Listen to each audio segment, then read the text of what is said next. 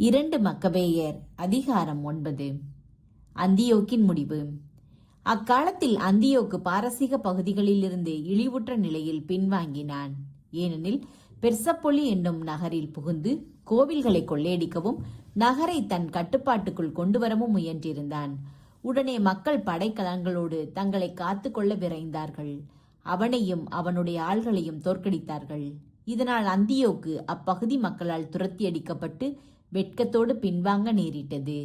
அவன் எக்பத்தானாவுக்கு சென்றபோது நிக்கோனாரும் திமோத்தேயுவின் படைக்கும் நிகழ்ந்தவை பற்றி அறிய வந்தான். உடனே சீற்றம் கொண்டான். தன்னை துரத்தி அடித்தவர்களால் தனக்கு நேர்ந்த தீங்குகளை யூதர்கள் மேல் திருப்பிவிட எண்ணினான். ஆகவே தன் பயணம் முடியும் வரை எந்த இடத்திலும் நிறுத்தாமல் ஓட்டும்படி தன் தேரோட்டிக்கு கட்டளையிட்டான்.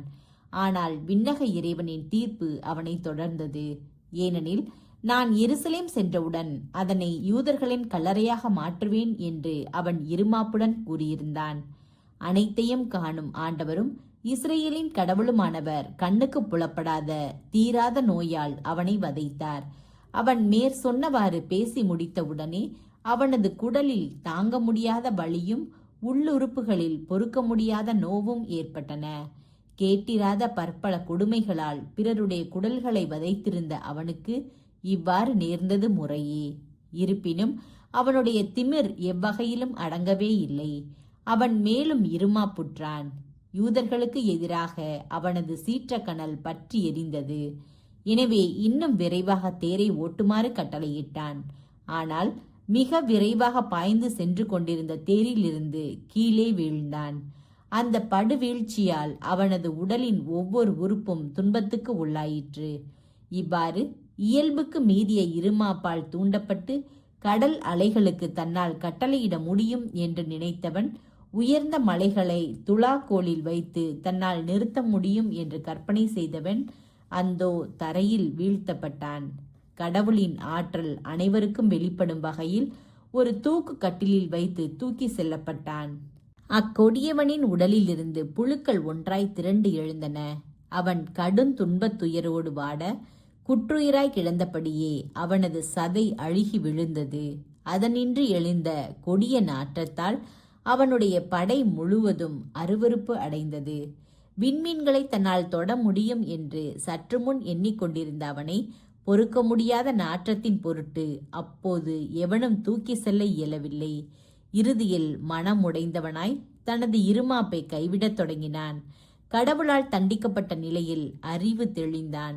ஏனெனில் தொடர்ந்து பெரும் துன்பத்திற்கு உள்ளானான்.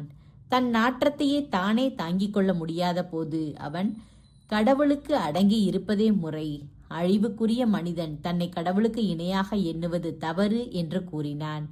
அக்கயவன் ஆண்டவருக்கு ஒரு பொருத்தனை செய்தான். ஆனால் அவர் அவனுக்கு இரக்கம் காட்டுவதாக இல்லை. அப்பொருத்தனையின்படி திருநகரை தரைமட்டமாக்கி அதை கல்லறையாக்க விரைந்து வந்தவன் இப்போது அதற்கு விடுதலை கொடுக்க முடிவு செய்தான். யூதர்கள் அடக்கம் செய்யப்படுவதற்கு கூட தகுதியற்றவர்கள் என்று கருதி அவர்களையும் அவர்களுடைய பிள்ளைகளையும் காட்டு விலங்குகளுக்கும் பறவைகளுக்கும் இரையாக எரிந்துவிட திட்டமிட்டிருந்தவன் அவர்கள் எல்லாரையும் ஏதென்சு நகரத்தாருக்கு இணையாக நடத்தவும் எண்ணினான். தான் முன்பு கொள்ளையடித்திருந்த திருக்கோவிலை அழகுமிக்க நேர்ச்சை படையல்களால் அணி செய்வதாகவும் தூய கலன்கள் அனைத்தையும் பன்மடங்காக திருப்பிக் கொடுப்பதாகவும் பழிகளுக்கான செலவுகளை தன் சொந்த வருவாயில் இருந்து கொடுப்பதாகவும் முடிவு செய்தான். எல்லாவற்றுக்கும் மேலாக தானே ஒரு யூதனாக மாறுவதாகவும் மக்கள் குடியிருக்கும் இடங்களுக்கெல்லாம் சென்று கடவுளுடைய ஆற்றலை அறிக்கையிடுவதாகவும் உறுதி கூறினான். ஆயினும் கடவுளின் முறையான தண்டனை தீர்ப்புக்கு அவன் உள்ளானதால் அவனுடைய துன்பங்கள் எவ்வகையிலும் குறையவில்லை. நம்பிக்கை முழுவதும் இழந்தவனாய் கெஞ்சும் மொழியில் ஒரு மடலை யூதர்களுக்கு வரைந்தான். அது வருமாறு: மதிப்புக்குரிய யூத மக்களுக்கு அவர்களுடைய மன்னரும் படைத்தலைவருமாகிய அந்தியோக்கு எல்லா நலமும் பெற வாழ்த்தி எழுதுவது. நீங்களும் உங்கள் மக்களும் நலமுடன் இருப்பின் உங்கள் விருப்பப்படியே அனைத்தும் சிறப்பாக நடக்குமாயின் எனக்கு மகிழ்ச்சியே. என் நம்பிக்கை விண்ணக இறைவனில் உள்ளதால் நீங்கள் என் மீது கொண்டுள்ள மதிப்பையும் நல்லெண்ணத்தையும் அன்புடன் நிறைவு கூறுகிறேன். பாரசீகத்திலிருந்து நான் திரும்புகையில் ஒரு கொடிய நோயால் பீடிக்கப்பட்டேன். அதனால் உங்கள் அனைவருடைய பொது நலனுக்கும் ஆவன செய்வது இன்றியமையாதது என கண்டேன். என் நிலையை குறித்து நான் மனமுடையவில்லை. ஏனெனில் நோயினின்று நலம் பெறுவேன் எனும் நம்பிக்கை எனக்கு பெரிதும் உண்டு. என் தந்தை மலை நாடுகளில் தம் படையை நடத்தி சென்ற வேளைகளில் தமக்கு ஒரு பதிலாளை ஏற்படுத்தியதை நான் அறிவேன். இதனால் யாதேனும் எதிர்பாராதது நடப்பினும் அல்லது விரும்பாத செய்திகள் வந்தாலும் அவருடைய ஆட்சிக்குட்பட்ட மக்களுக்கு தொல்லைகள் நேரா. ஏனெனில் ஆட்சி யாருக்கு உரியது என்பதை அவர்கள் அறிவார்கள். இது தவிர அண்டை நாட்டு மன்னர்கள், குறிப்பாக என் அரசின் எல்லை நாட்டு மன்னர்கள் தக்க வாய்ப்புக்காக காத்து கொண்டிருக்கிறார்கள் என்பதும், என்ன நடக்கப் போகிறது என கவனித்துக் கொண்டிருக்கிறார்கள் என்பதும் எனக்கு தெரியும். ஆகவே நான் என் மகன் அந்தியோக்கை மன்னராக ஏற்படுத்தி இருக்கிறேன். நான் மலை நாடுகளுக்கு விரைந்த போதெல்லாம் அவரை உங்களுள் பலருடைய பொறுப்பில் ஒப்படைத்து பரிந்துரைத்ததும் உண்டு. இங்கு நான் எழுதியுள்ளதை அவருக்கும் எழுதியுள்ளேன். ஆகவே பொதுவாகவும் தனிப்பட்ட முறையிலும் நான் உங்களுக்கு செய்துள்ள நன்மைகளை நினைவு கூர்ந்து என் மீதும் என் மகன் மீதும் இப்போது கொண்டுள்ள நல்லெண்ணத்தை நீங்கள் ஒவ்வொருவரும் தொடர்ந்து கொண்டிருக்க வேண்டும் என கெஞ்சி கேட்டுக்கொள்கிறேன்.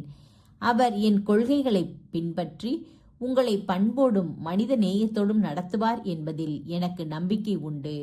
இவ்வாறு கொலைக்காரனும் இறை பழிப்போனுமான அந்தியோக்கு மற்றவர்களுக்கு கொடுத்திருந்தவற்றை போன்ற கொடிய துன்பங்களை தானும் அனுபவித்த பின் அயல் நாட்டின் மலைகளில் மிகவும் இறங்கத்தக்க நிலையில் சாவை சந்தித்தான். அந்தியோக்கின் நெருங்கிய நண்பனான பிலிப்பு அவனது உடலை வீட்டுக்கு எடுத்து சென்றான். பின்பு அவனுடைய மகனுக்கு அஞ்சி எகிப்தில் இருந்த தாலமி பிலம்மே தோரிடம் அடைக்கலம் புகுந்தான்.